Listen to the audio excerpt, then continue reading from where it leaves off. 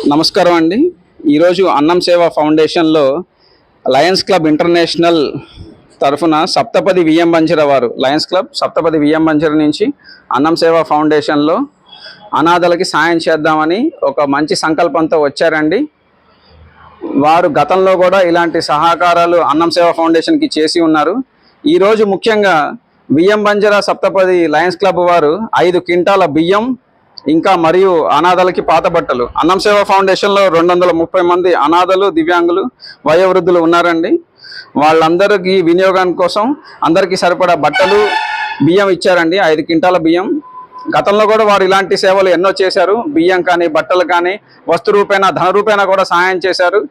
వారికి ఆ దేవుడు ఎల్లవేళ తోడుండి వారి కుటుంబాలకు కూడా తోడుగా ఉండాలని ఆశిస్తున్నాము. ఇట్లు అన్నం సేవ ఫౌండేషన్, అన్నం శ్రీనివాసరావు గారు.